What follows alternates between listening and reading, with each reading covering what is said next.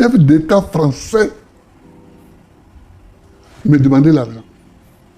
Moi, j'étais étonné. Stupéfait. J'étais stupéfait, j'étais ahuri. Ce n'est pas le seul chef d'État qui m'a demandé l'argent. Hein. Ah bon? Mais comme un autre qui m'a demandé... Vous pouvez nous le dire, Monsieur le Président? Non. S'il vous plaît. Est africain et qu'il est coutumier des faits. Bon, je n'ai pas... je lui ai donné l'argent sans...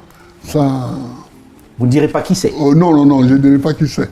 Après, hors micro, je peux vous souffler son nom dans le creux de l'oreille.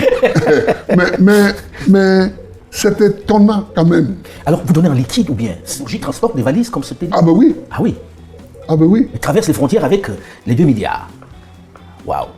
Et... Mais après ça, ils vous ont fait ce qu'ils ont fait, Monsieur le Président. Vous ne leur avez jamais parlé? Non, mais Chirac, au moment où il reçoit l'argent, il m'appelle, Laurent, je ne suis pas un ingrat. Ah, il vous a... Tension, émotion et franchise. Laurent Gbagbo s'exprime avec une clarté qui bouscule le paysage politique ivoirien. Il appelle à l'unité, dénonce les blocages et évoque Soro sans détour. Une séquence à ne surtout pas rater. Mets un like, abonne-toi et rejoins la communauté à la chaîne Le Débat Africain Qui vient pour les m'attaquer. sans filtre. En termes d'ingratitude, On fait difficilement mieux. Voilà. On fait difficilement mieux, ça je vous le concède. Monsieur le Président, quand on écoute tout ceci, on a envie de dire, est-ce que ça ne remet pas en cause la légitimité même du président Alassane Dramane Ouattara? Parce que là, quand on écoute ça, on se dit, la France lui a donné le pouvoir, puisqu'on dit qu'il n'a pas gagné les élections présidentielles. mais moi, il y a longtemps que je l'ai dit, il y a longtemps que je l'ai dit, je leur ai même proposé, en 2011, de venir recompter les bulletins de vote. Et ils allaient voir la nature de certains bulletins de vote. À Bouaké, par exemple, qui était la capitale de la rébellion, les gens ont décidé de donner 100 000 voix de plus à Ouattara. Ces gens, vous les connaissez?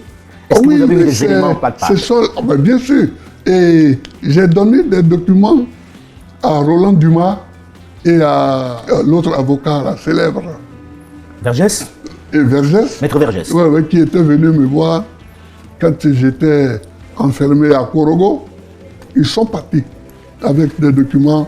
Et bon, maintenant les deux sont décédés, mais ils en ont parlé sur les chaînes de télévision, des télévisions françaises. Mais en fait, votre sort était scellé. Ah ben bien sûr. C'est-à-dire, je pense que les Français se sont dit surpris par mon arrivée en 2000 au pouvoir. Donc ils ne voulaient plus être surpris. Ils ne voulaient plus être surpris, ils ont géré ça à leur manière. Voilà. Alors, vous allez vous retourner en prison à Korogo, puis ensuite à La Haye, À La Haye. pendant 7 ans. Oui. Monsieur le Président, en toute... Presque 1 an à Korogo, 8 mois ou 9 mois. Et puis 7 ans à La Haye. à La Haye, Et puis après 2 ans en Belgique. en Belgique. Monsieur le Président, on vient là, le bureau de la Cour pénale internationale en Côte d'Ivoire a annoncé fermer ce bureau-là. Et cela veut dire qu'on a soldé la question de la crise post-électorale de 2010. Finalement, si on fait un bilan, on a plutôt l'impression que vous étiez le seul. Avec quelques-uns qui étaient à La Haye. Merci pour cette question, parce qu'elle me tracasse. Je ne sais pas comment prendre le problème. Quelquefois, j'ai envie d'appeler le procureur de la CPI, et puis quelquefois, j'ai dit non. C'est-à-dire que... Très concrètement, vous avez le sentiment que c'était juste pour vous, alors? C'est-à-dire, si on veut chercher l'auteur ou les auteurs des massacres qui ont eu lieu en Côte d'Ivoire, nous ne sommes pas encore au courant des résultats des investigations. Parce que je suppose et j'espère qu'ils ont fait des investigations sur tout. Ils n'ont pas encore jugé ceux qu'ils soupçonnent.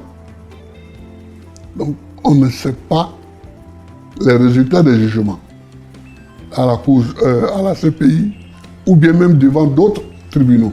On ne sait pas d'accord.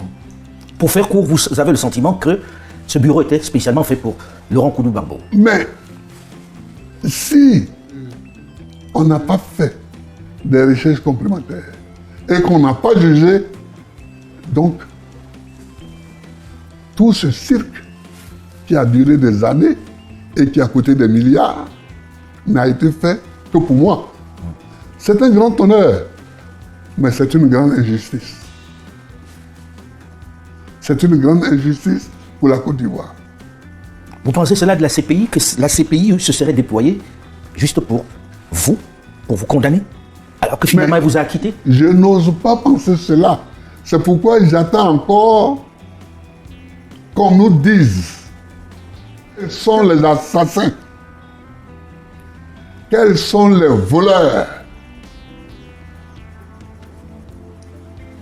des événements de la crise post-électorale. J'attends encore. Oui, surtout qu'ici encore, M. le Président. J'attends encore qu'on nous le dise. Ici encore, M. le Président, dans l'affaire de la BCAO, finalement, c'est vous qui êtes condamné. Oui, mais j'attends encore parce que... Qui est-ce qu'on a condamné avec vous dans l'histoire de la BCAO? Alors, dans l'histoire de la BCAO, c'est cocasse. Quelquefois, quand on le regarde sous un certain angle, c'est révoltant. D'autres fois, quand on regarde sous un autre angle, mais il y avait moi, le Premier ministre Akembo, le ministre de l'économie et des finances Dalo Désiré et le ministre délégué au budget Katina Koné. Et dans les réquisitions, dans les procès qui ont eu lieu ici, il paraît, puisque moi je n'ai jamais eu vent de ces procès-là, que c'est Katina Koné, le ministre du budget, qui serait le principal accusé. Bon, tout le monde a pris 20 ans de prison. Bon, 20 ans, écoutez la chanson de Tikendia, 20 ans, 20 ans, 20 ans. et vous comprendrez qu'il y a eu des moments où ici on distribuait 20 ans à tout le monde. À tout le monde. Mais c'est qu'après, les autres, y compris le principal accusé, sont amnistiés. Et vous? C'est celui qui va être candidat